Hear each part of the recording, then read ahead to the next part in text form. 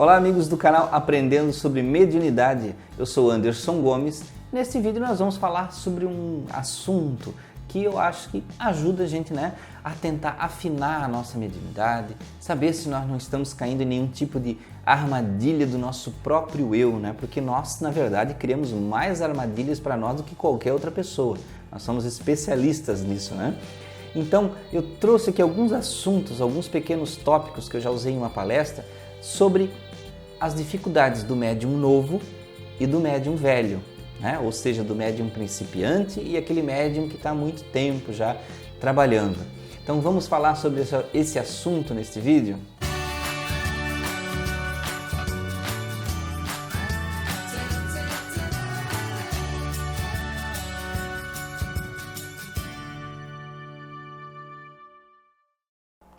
Bem amigos, vamos lá então ao assunto de hoje, que é falar sobre o médium novo e o médium velho, o médium principiante e o médium supostamente mais experiente. Bom, primeira coisa que nós temos que ter em mente é que ninguém sabe tudo, na vida, ninguém tem a verdade absoluta.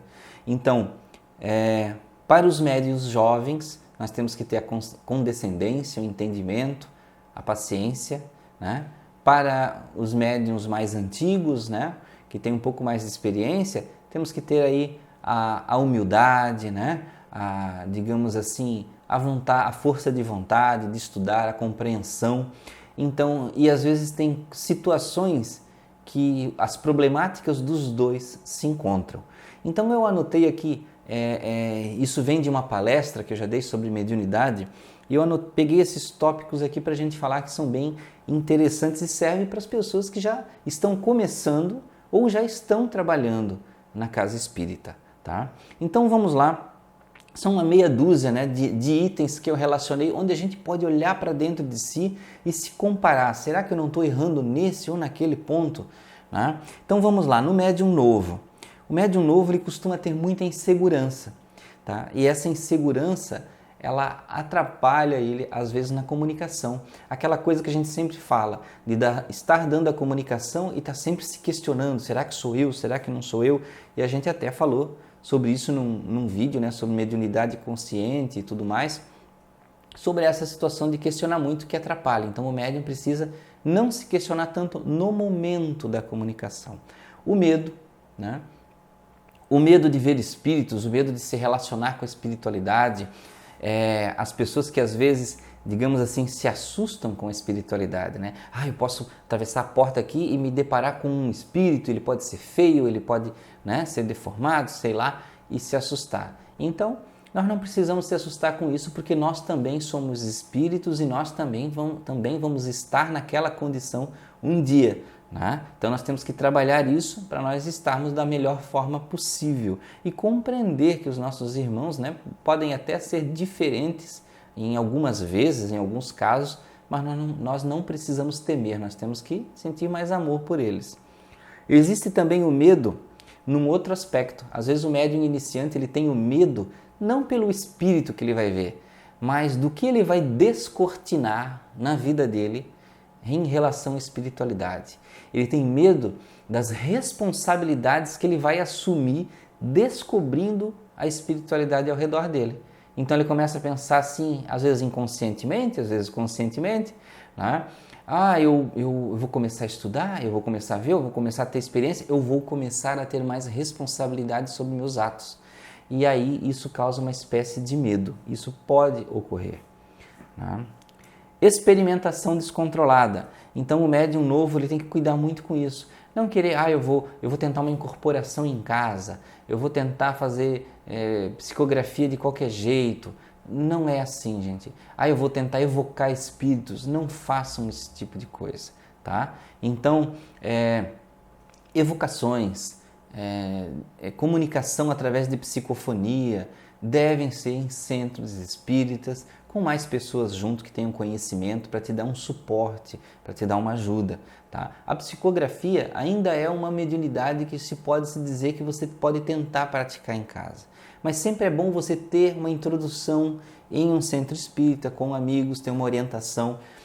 E sempre, mesmo que você faça ainda em casa, sempre estar pegando a opinião de outras pessoas, ter um acompanhamento. Nunca ficar sozinho, isolado, porque existe aquele negócio que a gente falou num outro vídeo, que é a fascinação, que é você, digamos assim, ser tomado pelas impressões de um espírito e achar que tudo que ele fala é verdade, tá? Então você pode ser enganado se ficar isolado no treinamento ou, digamos assim, no desenvolvimento da mediunidade, tá? Então vamos lá. Um outro ponto, chamar a atenção da família. Existem médiuns, às vezes, que têm certas carências devido ao tipo de criação, devido a traumas de infância, devido a uma série de situações que podem ter ocorrido na família. Por exemplo, separação dos pais, aquelas coisas da infância, por exemplo, ele era o filho único e depois veio um irmãozinho mais novo e a atenção da família se direcionou para ele. Então, o que ocorre? Dentro de todos esses fatores psicológicos, que eu não sei explicar todos porque eu não sou psicólogo, né? Existem as questões que aí se voltam no momento do surgimento da mediunidade. E aí o médium, talvez inconscientemente, talvez conscientemente, utilize dos eventos mediúnicos para chamar a atenção da família. Então, aquele médium que chega no almoço de domingo, né, ele se permite sintonizar com o espírito que vai incorporar. Então, ele cai no chão, lá desmaia, incorpora no almoço de domingo, ou pode ser no trabalho, ou pode ser na casa de um parente, né? Então, de certa forma, ele quer chamar a atenção, ele quer trazer o cuidado da família para ele, né? Ele está dizendo, cuidem de mim, olhem por mim, aqui eu preciso de ajuda, né? Um pouco pela carência, um pouco pela mediunidade. Então, o médium tem que se encorajar para não se colocar na mediunidade dessa forma, porque costuma trazer muito sofrimento. Esses eventos começam a se repetir muito, tá? Então, vamos lá. Outro ponto importante que é relacionado a essa situação das carências, que é o médium usar a mediunidade para fazer catarse. Então, o médium principiante, seja no centro ou seja numa incorporação em casa sem querer, né? Ele dá a comunicação e permite que essa comunicação muitas vezes seja violenta ou que o espírito fale coisas impróprias no momento. Por quê?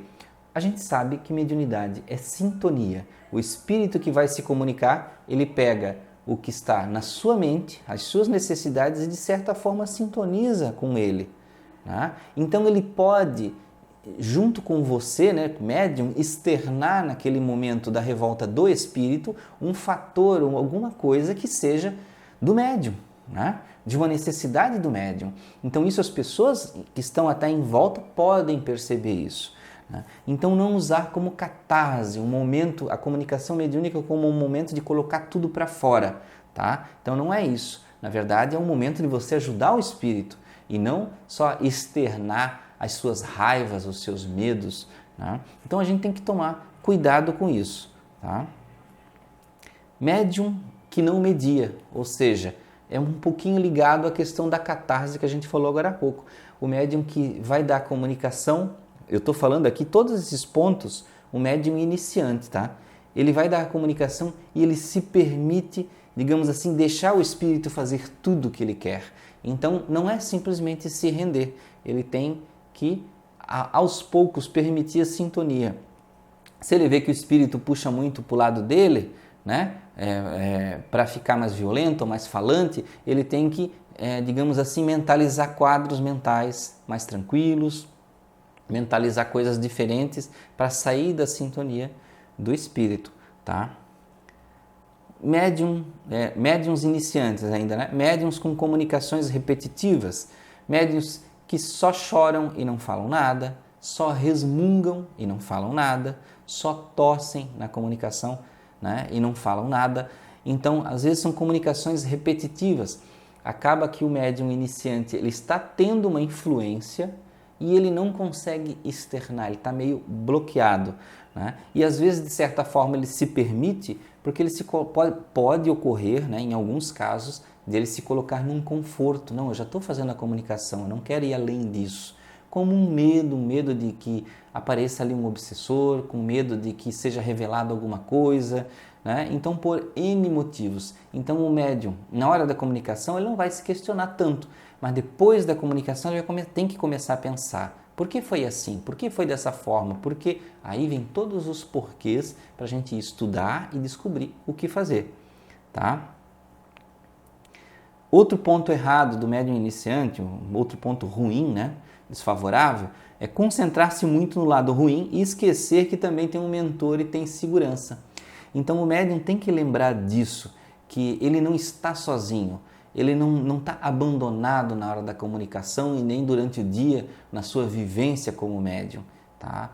Nós não somos só assediados por espíritos negativos e maléficos, nós temos sim sempre a ajuda de bons espíritos. Então nós temos que também olhar para esse lado, não esquecer que nós temos o auxílio, tá? Então agora vamos aqui no médium antigo, o médium, digamos assim, que supostamente tem experiência, está anos no centro. Que tipos de erros comuns a gente pode cair? Porque o fato, meu amigo que é médium, trabalhador de casa, dirigente, o fato de você estar 10, 20, 30, 40, 50 anos numa casa espírita não quer dizer que você seja melhor ou que você tenha mais experiência.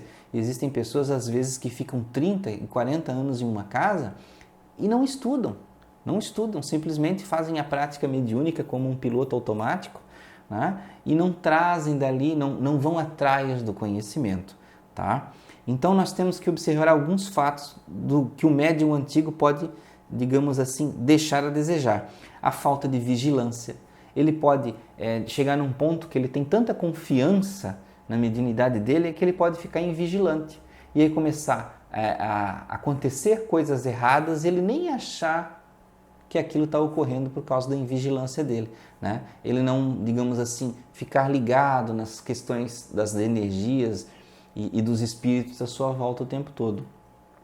A infalibilidade relativa a esse fato anterior, né? A infalibilidade, ele achar que ele chegou num ponto que ele tem luz, ele chegou num ponto que ele tem, eu tenho um mentor que me ajuda aqui, eu tenho 2, 3 mentores, então ninguém me alcança, né? Seja numa casa espírita, porque eu tenho esse, porque eu tenho aquele, então nada acontece comigo. Ou seja, numa casa de umbanda, ele diz, porque eu tenho esse ou aquela entidade, nada chega perto de mim. Isso não acontece, meu amigo.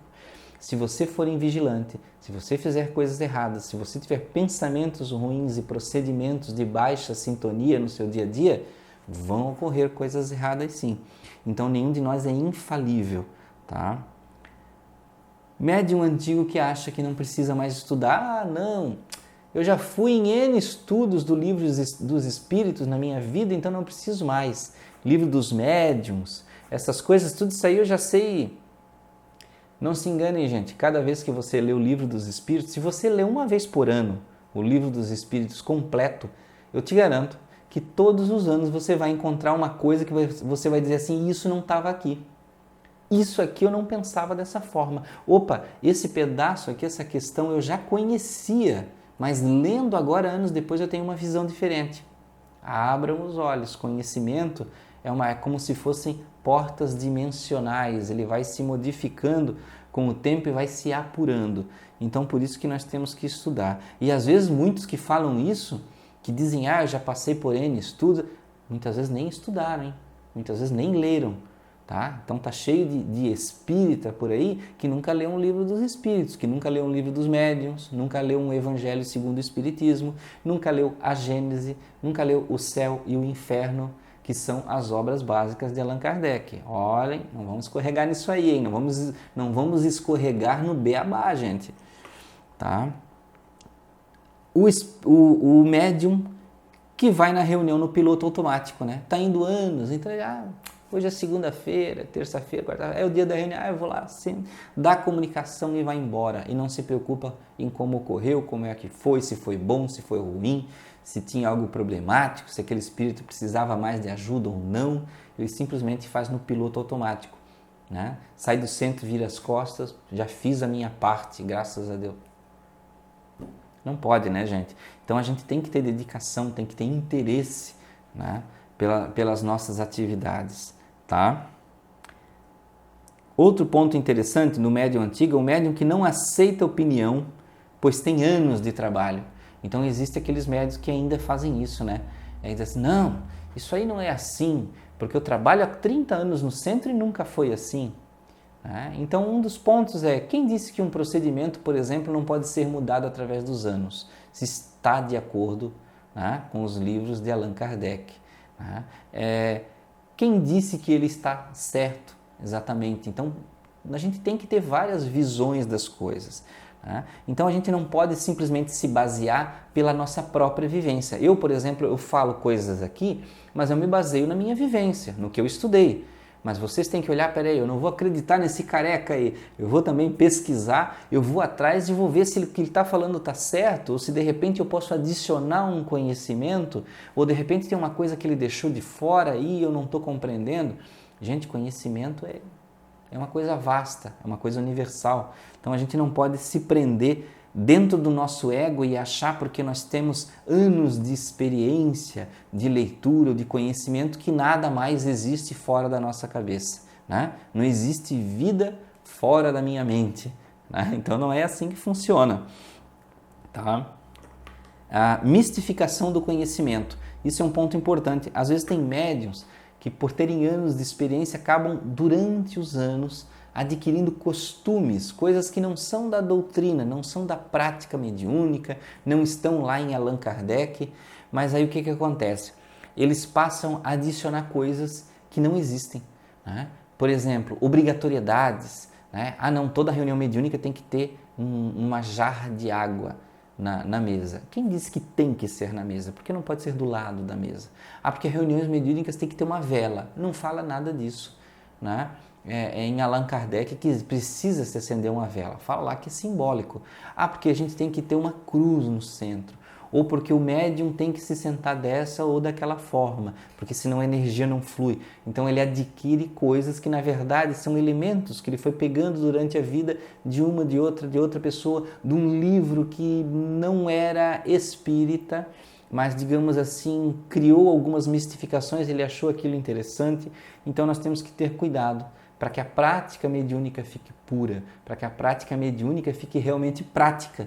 Né? E não um aglomerado de coisas que nós fazemos mistificando. Tá? Deseja certo, o médium antigo ainda, né? Deseja certo poder como líder e conhecedor da doutrina. Isso é uma falha que os médiuns têm que cuidar muito. Né? Essa situação do médium às vezes querer dominar, querer mandar no centro, querer ser o principal, querer ser o mais importante. Então isso tem que ter muito cuidado, porque isso é grave, é ego se manifestando e daí vem raiva, vem ódio, vem revolta.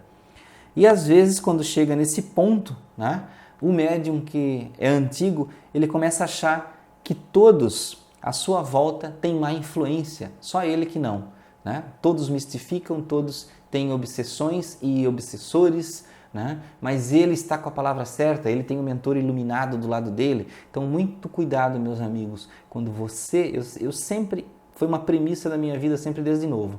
Se você acha que todo mundo está errado e só você está certo, é porque você está errado. Tá? Porque é impossível, no mundo de hoje, só nós estarmos certos e todo mundo à nossa volta está errado.